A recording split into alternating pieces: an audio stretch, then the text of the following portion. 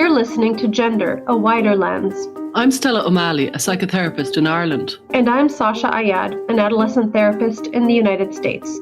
Since 2016, my practice has been exclusively dedicated to gender-questioning teens and families impacted by gender dysphoria. I also work with gender-questioning teenagers, and I facilitated support meetings for families and individuals who've been impacted by gender issues. We're curious about the concept of gender and how it's unfolding in the wider culture. Join us as we look at gender through a wider lens. Hello, Stella. Hi, Sasha. Good to see you. Good to see you too. So today we're going to be talking about ADHD.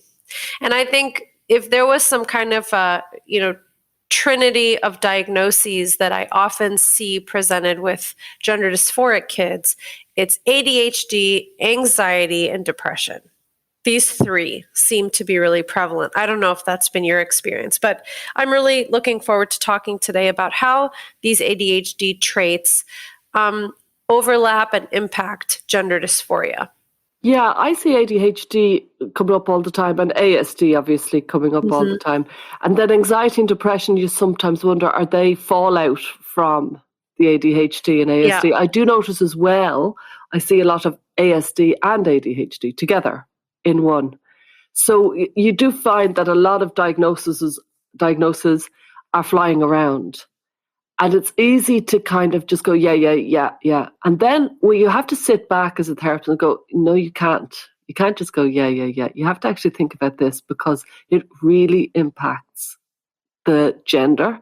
It really impacts their framework around gender. It really impacts their lives before they ever even understood the concept of gender. So yeah. I do think because they're prevalent, maybe people aren't seeing the underlying drivers as much as maybe we could. So should we start off today with just a little explanation of, what is ADHD? And again, just kind of, let's say we're just taking the diagnostic criteria at face value.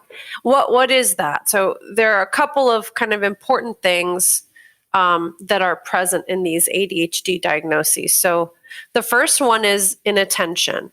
So having a hard time, paying attention to instructions or tasks or listening, getting organized, easily distractible. So those are kind of the attention-based diagnostic criteria. Yeah, and the thing about inattention is that it's such a throwaway word. We all know what it's like to be inattentive. And yet with the ADHD kid, they hear about it constantly from the time they're in the school system onwards.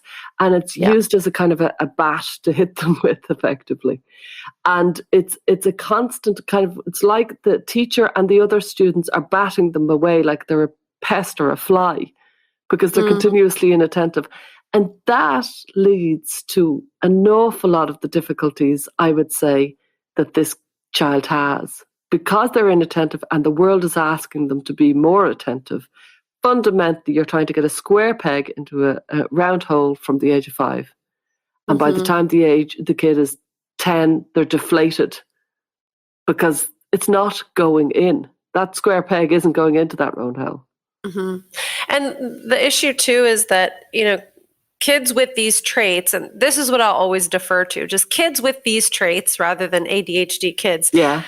They tend to focus really, really well when they're interested. There's actually an aspect of ADHD called hyperfocus. Yeah. So you can have a kid who, in the context of school, for example, is having a really hard time staying on task. But if they are, playing their favorite game or reading a book that they like or coloring or doing some kind of activity they're interested in, they are paying such close attention almost to the exclusion of everything else going on in the environment. So it's not that there's a complete inability to focus. It's that it's hard to force yourself to focus when you're really uninterested. Which we can all understand because we have a touch of that. They have it to a much deeper degree. And I would say that is used as a gotcha because the teachers or the parents or the siblings or the friends say, look, they're totally focused now. So that's ridiculous. They could have done it earlier on, but they just chose not to. And it's like, that's the complexity of ADHD, that we don't that's the thing I think we don't give enough credence to. We just think, oh yeah, just another label, yeah. Mm-hmm. Well, there's also the impulsivity and hyperactivity. So this will show up as, excessive motor movements, not being able to sit still, having a hard time kind of playing quietly, talking a lot, blurting out, saying things out of turn, interrupting. So that's the, hyperactivity and impulsivity aspect. And we'll talk a bit later about how this shows up a little bit differently, sometimes in girls versus boys. But what are your thoughts on that piece? Yeah, again, that's where they feel like an annoying pest. It's funny. I have this funny scenario in my life where a lot of my friends, more than you would ever think, have been diagnosed with ADHD. So I'm attracted to the ADHD personality. I've noticed this consistently. I'm talking about consistently across different cities that I've lived in and stuff. I end up with lots of, and they say, oh yeah, I've been diagnosed. And I'm like, oh yeah, well, you would. I'm friends with you, so you probably are ADHD. I love their brain. I love that interrupting. I love that impulsivity. There's an excitingness being around an ADHD, somebody with ADHD. And but they, and I liked them as children as well. And I can see why I do. They're often very funny. They're often very witty. That interruption is often driven with, they've got this extraordinary thought they have to stick into the conversation and nobody will stop them. And I love that. I'm like, yeah, bring it on. Because I'm an interrupter, as anybody who listens to this podcast will have realized. So I like these traits. But society is asking for something else. Mm-hmm. I just finished watching, I kind of watched really quickly through this TEDx talk where a young man was describing his theory that ADHD actually was an adaptive kind of personality trait in hunter-gatherer societies, because you have to be able to, quickly change your attention to something rustling in the bushes or finding the right piece of fruit. And, he was talking about how in our modern societies, perhaps these traits are not so adaptive, but being able to quickly pay attention to new things and have new creative ideas, it's actually a really important and valuable trait. So I'm very much with you on that. It's worthwhile to examine these traits, and also they can be really adaptive in different contexts. I think for lots of young people, especially because ADHD tends to get first diagnosed when a child is having a hard time meeting the expectations in school, right? When you need kids to sit in a circle and you need them to be still for, 5 or 6 hours a day throughout classes. And so kids who are having a hard time with those expectations will really stand out. And I think it's kind of difficult to say that this is a disorder when really what in our genetic makeup says we have to be sitting still 10 hours a day to pay attention to a lecture. I mean, those are all relatively modern impositions on the human when you think of the big span of time. So I'm a little bit, as we always are with diagnostic labels, I take it with a grain of salt. And I think if there was any diagnostic category that I could relate to, it's probably ADHD. Really. Oh, really? You being a friend of mine, you should probably get tested. But what you said there is so important, because you'd wonder, in 100 years, will we have different types of schools? And will there be the more active school that will be kind of offered as, like, might there be quieter schools for maybe more ASD, less sensory, less, the way they've changed, I don't know if they have in America, but they've offered and they've talked about changing, the busyness of the school walls with all the numbers and the primary colours and stuff like that. And there's an argument to say, like, a child with the ASD won't enjoy the busyness of that and would prefer a more calmer kind of colours and calmer environment, and not all those posters. And might there be another kind of, might that be one type of scholastic experience, and might some other children end up in 100 years with a much more active, sensory texture kind of driven, kind of bouncing the balls to count and things like that. And might that really suit them? And might they look back at this and say it's like putting the children up the chimneys? One type of kid really suited that. Yeah. And there's a lot of kids who do not suit this type of school, who really do not suit it.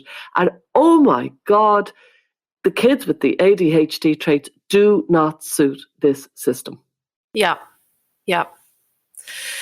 Well, this is kind of where the kind of conflict will start to emerge between child's personality traits and the expectations at school. And this can cause a lot of struggles with self-esteem.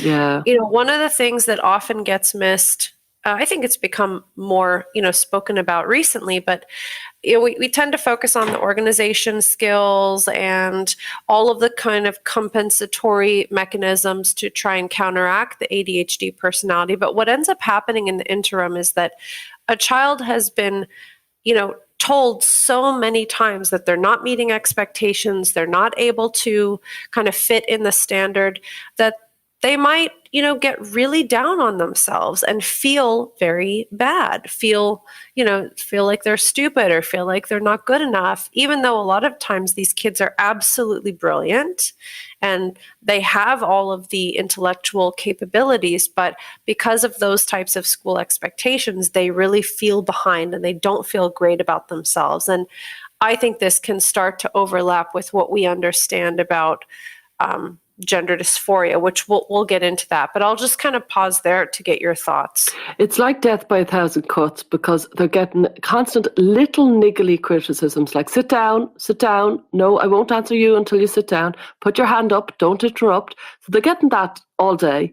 Then they go out into the lunch time and they grab the ball or they do something impulsive and they're told, stop being so annoying. And then they're told, stop, you're wrecking it. And it's just, and then they're constantly this ball of enthusiasm, charging in and getting battered down, charging in again and getting battered down. And then you can see that they kind of have this feeling of, oh, I've done it again. Oh, it's just they live within disapproval in a small way, but it's in a relentless manner. And I do think self-esteem is probably the most fragile kind of aspect of the child with the ADHD traits because it's shot. It feels shot.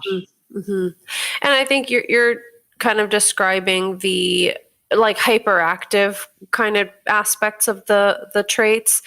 And for kids who don't have that hyperactivity, but perhaps they're really falling behind in their school assignments, or, I've seen kids who just do not know how to complete an assignment. They can get started, they can spark a new idea, but they're so disorganized and their ideas are all over the place. And it's just so hard to complete assignments. And that really takes a hit on your self-esteem too, because you feel incapable of meeting the expectations, even though you're full of ideas and you are bright. Yeah. So the system is working for some kids, and there's a certain type of kid, and we know that child, and they really thrive within the system. They go off, they get the qualifications in college, and they do well in life. Then there's a whole other type of kids, whether it's ASD or ADHD or different types, who are not thriving within the system. And I would argue that we're losing too many. Obviously my own children have dyslexia, severe dyslexia. So we're losing too many with our kind of homogenous one size fits all system. And I think the children with the ADHD traits, their self-esteem gets battered, and it's a lifetime process to kind of to heal that. This is making me also really curious because, as we've talked about, there's a historical context for these diagnostic labels too. And I wonder, before we had such a high degree of assessment and diagnosis of ADHD, do you think that these ADHD traits existed and just weren't picked up on, and the kids were struggling in school and it wasn't identified as to why? Or do you think that there's something else going on? I don't know. I don't know, and I'm very interested. Gabor Maté writes about it very eloquently. He had has ADHD, and he talks a lot about the wound that he had and how it stems from a wound, and this is the body keeping the score and things like that. Mm-hmm. And then you look at things like let's say dyslexia, for example, and before maybe the 1600s there wasn't a standardized spelling, and so like Shakespeare spelt his name in 7 different ways. And so, so you think, well, it didn't, as my husband who's dyslexic constantly says, this is just a new condition that frankly, it's completely immaterial. There's lots of different ways to spell various words. And I think if I look at the classic ADHD kid, that would be the very active kid on the farm. That would be the very active kid out and about, selling things at the market. There's a lot of things that those kids would be doing very happily, very busily. Right. And sitting with a book quietly, putting their finger over their mouth and putting their hand up before they speak was never going to be what they were going to do. Would they have been spotted? Mm-hmm. Yeah, I get really curious about that. Another thing that comes to my mind is that there's some research to show that when we have a very sedentary lifestyle and we're sitting a lot, our body will compensate for that by doing a lot of very micro movements. So shaking your leg or kind of fidgeting with your hands. So it's interesting because it means the body wants to create some sort of equilibrium where it's expending enough physical energy every day. So I get really curious about whether or not, for example, schools that don't have some sort of physical education program where kids are not like out at recess running around or moving, do they see more of these like inattentive hyperactivity traits? Like, could the environment that we are in also exacerbate some of these traits? And I would guess that is part of it. I would say so. I would say it's very likely. And I would say that we have a lot more that we could add to their lives. And so they wouldn't be battened down, and they would be worked with. But I'm sure people are rolling their eyes when they're listening to us saying, oh, you can't do that. And you can't, you've just got to go with the system. And this is the system. And that's all we've got to do about it. But I don't know. I'm not convinced. Yeah. Well, I want to talk a little bit about how ADHD might show up differently in boys and girls. And before I even get into this, I'll just start with the disclaimer that there are lots of girls with the hyperactivity aspects of this trait, right? Yeah. So it's not to say that it's mutually exclusive where boys are always hyper and girls are never hyper. That's certainly not the case. But for some ADHD girls, this will show up as things like, sitting in the classroom and daydreaming about something else other than paying attention to what the teacher's talking about, or feeling, anxious or sad. So we talked earlier about the anxiety and ADHD and depression, like sometimes those will go together. Sometimes because ADHD kids have a hard time sometimes paying attention to details or tracking details, they might come off as kind of silly or not knowing what's going on, or making some kind of comment out of the blue that doesn't really go with the conversation. So not being able to follow the conversation, or I find myself doing that all the time. I do think that for the girls, to be called immature as a boy, it's kind of almost funny and boisterous and lively. To be called immature as a girl feels like social death. And it feels really a terrible thing. And they wear it heavily. They are immature, and it's not cool, and they don't get social status. The funny clown that the boy can be, the girl doesn't quite get away with as easily, and just is dissed by the other kids, I think, a little bit more easily, and feels the worse for it, I think. I really think that kind of, they don't do well in school, and then they're also not doing very well socially. Put that together, and you can see why by the time they're 10 or 12 or something, that they have low self-esteem, because they feel the world has viewed me, judged me, and thinks I'm not quite right. I'm just a little bit off. I'm a little bit not. And I think that's really hard for them. friendships become very, very important. And if you're struggling in that way, it would be very difficult. I often wonder about the shyness, because I often wonder, they're often, maybe I'm wrong, but I see a natural exuberance. And I see a natural exuberance that's kind of knocked out of them by the system and by life. And so it might end up being shy, but I often wonder, would it have been in other contexts? Yeah. Or does it become almost like something to hide, or a kind of they bring themselves back because they've been put back so often? Yeah, I often will kind of hear kids talk about trying to rein themselves in, because there's so much. If a kid with these traits feels comfortable, I think they have that exuberance and they're full of ideas and they're talking about this and they're talking about that over there. But if they're really self-conscious, or they have maybe been criticized or lost friendships over that personality trait, they're going to tone that down a lot. So it can really lead to kind of a withdrawal from social situations. And a slightly mangling of your personality, because being reined in, you're warping your own self. You're pulling yourself back. It's a horrible feeling. If you ever be somewhere, I have plenty of times that I'm trying to push myself to be just slightly different all the time. That's really exhausting and deflating and kind of derailing on lots of ways. And they have social struggles. I think the boys and the girls do. I think often the boys are often known to be more boisterous and charging around, and the girls are more maybe inattentive and kind of aloof a little bit. Yeah, and a little bit all over the place is what I was thinking. So the kids get cool at whatever age they get cool. Generally from 10 onwards, they're trying to get cool. And they start to disapprove, I would argue, they start to disapprove of the funny, gorgeous quirks of the child with ADHD traits. And they kind of go, yeah, not cool, just stop, And the child falls off a cliff, having just been feeling like they were only holding on to that cliff with their fingernails anyway. And I feel that that's where they really lose their self-approval. And when you lose your self-approval, so much goes with that.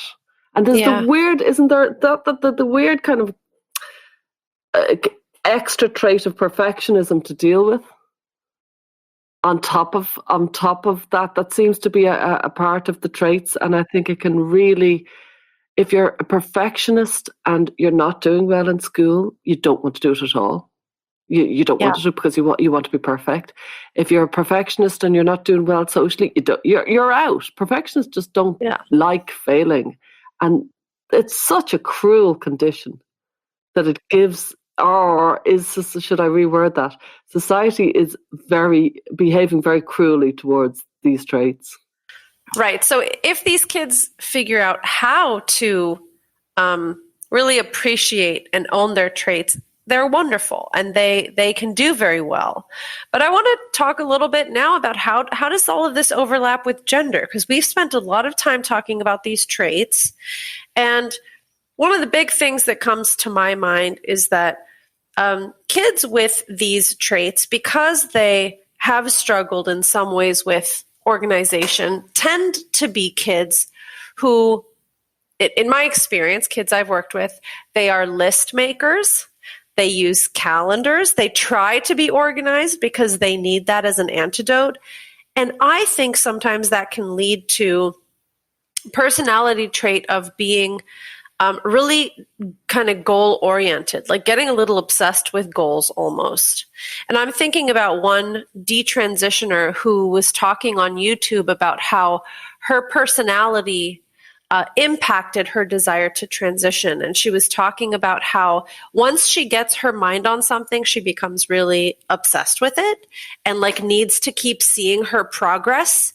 Like if you do have a history of struggling to hit milestones and make those academic markers, you can easily compensate for that by being really obsessed with like hitting certain, progress bars per se. So if you have that trait, it's like, well, first I really have to get on this. Okay, what's the next step? Then I need to cut my hair. Then I need to get a binder. Then I need to call Planned Parenthood. And I think that obsession with marking your own progress and seeing the steps you've taken could be a compensation for feeling like you have a hard time getting things done. I couldn't agree more. I think this sings to them, this feeling of there's a path and there's steps I have to take and I have to take these steps, and I will haunt my parents until I get to the next step, because when I have a step and I need to take it, and if I have traits of ADHD, I need it now, and I will rage a campaign that you've never seen before in life to get to that next stage, because I need it in a pathological kind of way. And so that feeling of the child with the ADHD, they are relentless. That hyper focus comes in. Mm-hmm. And they really are, I think, quite relentless in their bid to get to the next point. And the feeling of, I can't breathe until I move. Something has to be being done. I can't sit with it. Like a restlessness kind of. Yeah. Yeah. I can't wait for another year while I reflect. I need it and I need it now. And nothing will make this child kind of calm down and go slower, because that is not the way they roll. Yeah. And the parent knows it. Mm-hmm. Yeah, there's definitely like a drivenness that parents know they can't even stand in the way of. And again, I think, these are traits that will serve a young person very, very well, ultimately. But, that's why I think the impulsivity of these traits leads people down all kinds of pathways that are maybe not the most well thought out, maybe not the most kind of long-term planning involved. As well as that, there's the kind of that, I suppose, nitpicking of, picking of themselves, picking of their skin, picking of their, and that can lead to, I suppose, a lot of obsessional kind of behavior, a kind of a physical kind of picking at yourself, if you follow me, that kind of, and that aligns a lot with somebody who feels gender dysphoric, because they never leave themselves alone. They're constantly looking, whether it's chest binding or hair phobic or, facial hair phobic or, body hair and things like that. It's kind of, that really feeds them. It's like a self-perpetuating scenario there. And it's particularly torturous, I would say, for a child with ADHD traits. It's particularly kind of really, I can't live like this. I need to fix whatever it is I'm kind of focusing on with my body. When you do become interested in the steps, like let's say you have become kind of gender dysphoric, that's become the thing you're hyper focused on is gender, and you're trying to figure out, well, what are the steps to remedy it? At least initially, I find like young teens will get really obsessed with trying to pass. And when you are reading like blogs and websites and Tumblr accounts on like how to make yourself pass, it requires constant self-monitoring. You have to be always aware of like, how do I look? How am I standing? How's my posture? Can people see my chest? Am I hunching too much? Am I not hunching enough? What does my face look like? Does my smile make me look feminine? Or like, there's just a million ways you can constantly be self-monitoring, and jumping from one thing to the next like that is kind of goes hand in hand with the way ADHD minds work. And what is the next stage? Because I need to do it now. And I have a thought and now I need to act on it yesterday. As soon as I have that thought, I need to kind of go full on, all in, convince everybody of it. And I can't settle until that thought has been kind of driven over a cliff. Yeah. And by to everybody, I need it. And so that's just so hard when the parent is trying to say, can we slow down? Can we reflect? Can we maybe not do anything until we're more sure? And they're like, I couldn't be more sure. Like, I am the epitome of sure, that there is no more certainty than there is, because they're driven by when they I have a friend, He's on Twitter, and I just think ADHD and Twitter, like he has a thought, it's on Twitter. He has a thought, it's on Twitter. Yeah, I know. He feels he will die if he doesn't get this thought onto Twitter. And I'm like, oh my God, it's so not, well, it's made for him, if you follow me. It's actually made for him. Now put that with the stages of process around gender. It's like, I have to get to the next stage. I have to get to the next stage. I will not rest. And it makes it really, really hard. And then I was thinking as well, and I know you've mentioned it before, the daydreaming, the daydreaming, the hours and hours and hours of daydreaming. Certain kids succumb to. I know I certainly did. I would argue that the child with the ADHD is prone to it. They're the kind of feeling like the round peg in the square hole there, and they go to their mind, and they go to their kind of perfect self. And this perfect self will be this, and there'll be that, there'll be that, and they create a beautiful imaginary life. Yes. And it's very attractive. Yeah. And it has a new name, a new identity, a new self, and a new everything. And very heavily constructed in the mind. Mm-hmm. I think it's tough because, we talk about these traits and we might be able to put them together and say, okay, yeah, kids do this. But what is the function of that? And why is it happening? And these daydreams in clinical experiences I've had really serve as an avoidance mechanism. They're an escape mechanism. And so, I try not to be dismissive of the fantasy because it might be really valuable to think about, well, what is it that you're wishing you were like? What do you wish you could do? And it's usually a fantasy about having mastered all of the things that in real life are really hard. I'm dynamic and charismatic and hilarious and everyone loves me and I never say the wrong thing. And, I can pick up new skills like that without trying. So it's usually a compensation for things that are actually really hard. And the irony, of course, is when you get stuck in a fantasy, you don't have the energy and time left over to work on your real life. Yeah. Yeah. And they kind of think I'll be this new person, I'll be the toast of the town. I'll be well liked, I'll be popular, I'll be successful, I'll be calmer in myself because I'll be happier. And so I won't have that edge that ADHD traits can give you. That kind of, now that is the edge that gets people up out of bed, like, all the ideas. And that edge is it can be stressful and anxiety inducing, but it's also your magic flair with ADHD. Yeah. But they think I live that life that everybody else seems to live, which is calm and successful and approved of. Yeah. And I just think it's so hard on them. Yeah. Mm-hmm. Well, ADHD, if you strip it of all of its negative connotations, is really an experience of being like a highly enthusiastic person who's interested in a lot of different things and kind of bounces all over the place.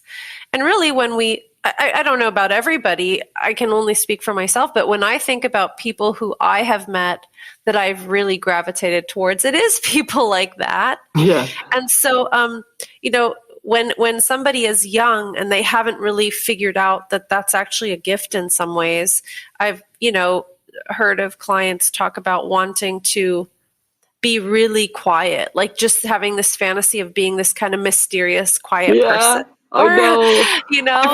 And I've heard, I'm just going to go home and maybe read a book and just, sit and just maybe listen to music and, just quietly. And I'm like, maybe there's other ways to work with your personality. We all want to be, especially when we're younger and we don't feel approved of, you want to be almost the opposite of what you maybe are, because you think, that quiet, silent type. Yeah. Is fabulous. Like that's everything I'm not. And they gravitate towards it, and it's so disapproving of themselves and kind of dishonoring their magic.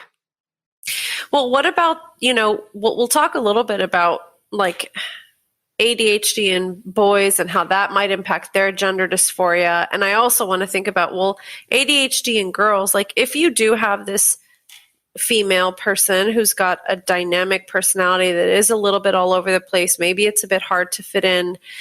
The trans guy persona, at least the most common one we see when kids first come out, is like all of a sudden the girl gets kind of serious, a little bit more sullen, not smiling as much, takes on this kind of masculine way of being.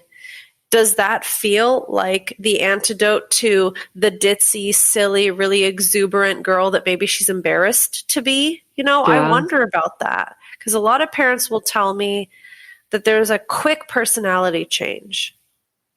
I think that's so insightful. I think you're so right. They're kind of actually going towards like some sort of 1950s, strong silent type. Yes. Yeah. And the 1950s kind of ditzy housewife, I Love Lucy kind of Egypt, as they'd say in our country. And what is Egypt? Yeah, in Egypt. Oh, like an idiot. Yeah, an idiot? It's in Egypt. Okay. Yeah, well, Egypt is the word. Yeah, idiot, but Egypt. And in Egypt is just this silly person, kind of. A kind of energetic, silly person, I suppose, is what an Egypt is. And yeah, that's who they feel they are, and they want to be taken seriously. And they want to be strong and silent and kind of a serious person.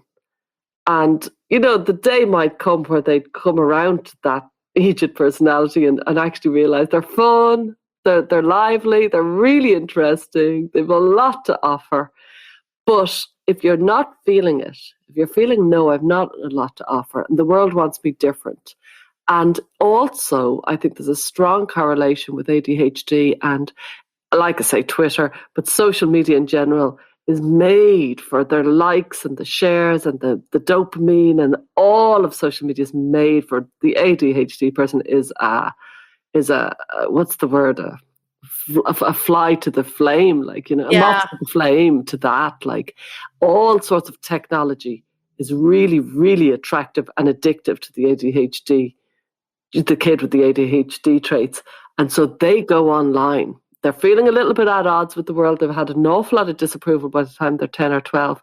They go online and they're just pressing buttons and finding tribes and finding approval and getting likes and shares and going into imaginary worlds that is intricate and massive amount of steps and categories. And it's made for their brain. The entire setup is like, oh yeah, I can deal with this, and I just need to get on the pathway, and let me on the pathway, and there's an actual specific pathway I need to follow, and then I will be it, which is made for the brain that has ADHD is like, give me the pathway, give me the steps, and then I tunnel through them, bang, bang, bang, bang. And it's so satisfying for them. And this really overlaps, of course, with ASD, with autism, which we've talked about before. I think a lot of different types of personality, let's say traits or clusters, feel comforted by concrete steps, And I think with the ADHD kind of cluster, we're talking about stimulation, and the internet is such a stimulating place. You can get on Tumblr and Reddit and you can just scroll through, and literally every couple of microseconds you're looking at something new. I know. It's just it's like an overwhelming, like a shower of stimulation. Yeah, and that's not fair, because I do think parents with kids with certain traits have it a lot harder, and the other parent will say, I just turn it off. I just give them an hour and I just turn it off. It's like, yeah, come over and have this kid and try and turn it off, because you will take it out of their dead claw. Like, they will not give it up. So there's certain personalities that are driven to stay online and press those buttons, and they are driven in a much deeper way than other children. And so right now there's a whole thing going on. A whole world is going on with gender, and you can see why they fall into it. And it does tick an awful lot of boxes. Yeah, it does. What about with boys? How do you think ADHD traits in boys might show up when it comes to gender dysphoria? That's where I feel a little bit less sure of myself. I kind of think they definitely have the feeling of the insecurity, and I'm not good enough. And I think they have the physicality of give me the buttons, pressing the buttons they're very kind of physically driven to be online and to be kind of relentlessly kind of following different things online. Other than that, and you know what I mean, the other kind of, let's say, the impulsivity, the hyperfocus, the obsessive picking. But that's where I see it. Where do you see it? I would say you probably got more insight than I do on this. It's all conjecture. I don't really know for sure if evidence would back me up. I think one thing I've heard you talk about actually is that when it comes to boys, they seem so much more driven towards the medical intervention piece, sometimes even before the social transition, whereas it seems like young females with gender dysphoria, ROGD, are much more interested in the socially transitioning first, but the boys tend to be really interested in the medical piece. So I wonder if that has something to do with like the physical manifestation versus like girls are really trying to socially fit in a certain way, whereas maybe boys are kind of more focused on the physical changes. I'm not really sure where that goes, but that comes to my mind. And I also wonder if because ADHD people are so quick to quickly adopt a new idea, there's less of that kind of hindrance to say, yeah, I could be a girl. Yeah, I could totally be a girl. I'm going to be a girl. Yeah, I'm going to be a girl. It's not like there's not a lot of caution. I mean, there certainly can be, right? But I think sometimes there isn't a lot of caution about switching the identity. I would say there's a charge from a recklessness that they almost enjoy the new ideas. And there's so many new ideas. And, there is identity theory and there's queer theory and there's a lot of kind of social justice, critical social justice, lots of new theories. And that's lighting like a carnival in their brain. Yeah, feed me. Wow, great. You know what I mean? And all the concepts of all the identities and all that. Wow, whoa, whoa. And you know what I mean? This is so tailor-made for certain brains to just glory in them. And so I think, without a doubt that happens. I would say with both girls and boys with ADHD traits, I wouldn't see that massively divided with biological sex. I think they just glory in the ideas. And that's where, I don't know, there's loads of famous people with ADHD, but Richard Branson jumps to mind. I don't know. Do you know him? He's kind of the founder of Virgin Airlines. He's probably the most famous. Yes, of course. Poster boy for success on ADHD because he has an idea every 4 seconds, as far as I can see. Yeah. And it's all big, new, expansive, crazy ideas. And he ends up in the craziest place. Now, he's older now, but he was ferociously famous for crazy ideas and very ADHD. And he was diagnosed with ADHD. His mother basically really nurtured him and allowed him. He left school at 16 with an idea to start a record company or something, and he did. So it's amazing. A lot of famous people have been put into, swimming and gym. Simone Biles and Michael Phelps and things like that. And they had ADHD, and it was worked with. Swimming and gyms. So different sports have definitely kind of attracted different children. Because the parents saw that kid has an excess of energy and needs goals and needs competitions and that suits certain children with ADHD traits, stages, process, going up grades and loads of energy and go and let's it, you know what I mean? Like the kind of the glitz of that. They're like the Las Vegas of the person. I love that. A Las Vegas of persons. Well, that's also, bringing to my mind the fact that transition is always, to a certain point, bringing about changes.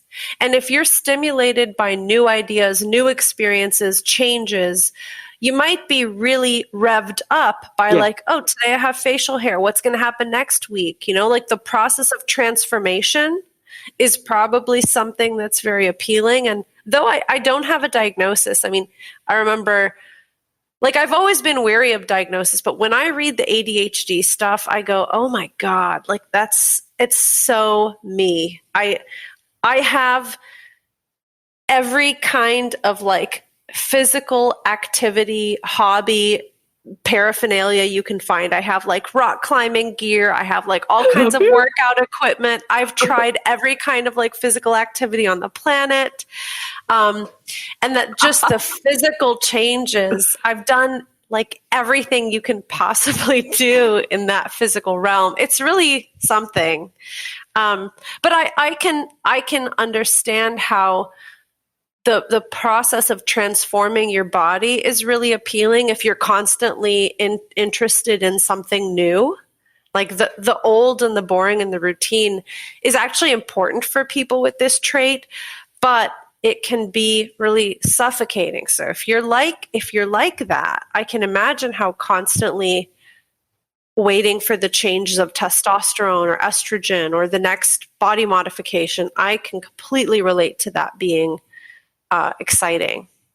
And alluring and addictive almost, because you're always going to the next stop, the next stop, the next stop, with the knowledge that you always are in your brain making progress.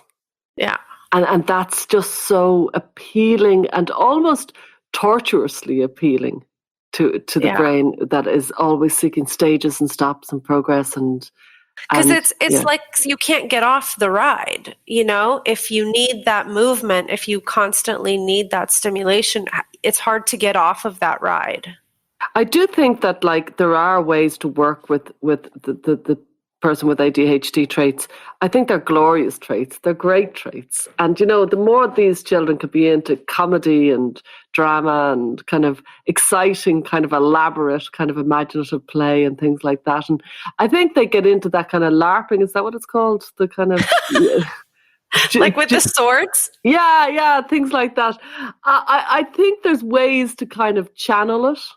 Yeah. You know what I mean? And so that they feel like they're going places and they're getting stages and they're going through. They need a busy life, and asking them to kind of sit down and study more and just calm down. It's not fair and not appropriate. And you know, I say that with the utmost sympathy to the parents who are just saying, but they need their qualifications. That's what I hear from them. They need to calm down. If they're going to get anywhere, they need to be able. Like, there's actually loads of jobs where you can be as lively, like be a wedding planner, there's loads of different jobs that do not need that kind of quietness. But we've sold ourselves into a system that we pretend that that's the only way to get ahead. It's the only way to get qualifications, perhaps, but it's not the only way to get ahead. And I strongly would advise that if you have a child who's in difficulty and if they have ADHD, can we kind of rearrange the whole thing and see how can we get them more challenged by the world in a positive way rather than in such a negative, trying to hassle them into something that they find boring. I often will discuss with families the idea of sending your child on some kind of interesting, like, educational travel program or just something to stimulate them and, you know, take them out of the kind of routine of rumination that they're currently stuck on. And I think this is true way beyond gender dysphoria. I mean, if you have a young person who is stuck in a rut, it's really great to find a new, interesting way to just kind of shake them out of that routine. And I really appreciate what you're saying about parents who maybe have a kid with these traits, being able to think outside of the box and being able to look to other adults who are successful, who have carved out their own path that doesn't necessarily follow the exact trajectory of, you know, academic success that we tend to think about. Yeah, look for the role models. Like, whether your child is ASD or ADHD or dyslexia or whatever, I think look for the role models that suits your child and see if you can work with it, because I think it's very important. I've heard Lisa Marciano talk about the concept of semester at sea. Have you heard of that? Yeah, I have. And obviously, I hadn't heard of it until she said it. Obviously, in times of COVID, everything is different. But I think things like that could be very interesting, where they're learning kind of how to, master the elements. Yeah, lovely, great. You know what I mean? Give ADHD kids, give them a challenge, give them kind of active challenges. Thanks for joining us this week on Gender, a Wider Lens. This podcast is partially sponsored by RIME, Rethink Identity Medicine Ethics. RIME is a nonprofit organization dedicated to improving the long-term care for gender-variant individuals. Visit rethinkime.org to learn more. If you found value in our show, please review us on iTunes and subscribe so you never miss an episode. And you can follow us on Twitter, Facebook or Instagram. Just go to our link tree. That's linktr.ee/widerlenspod. Our discussions are for educational purposes only and are not intended as a substitute for mental health services.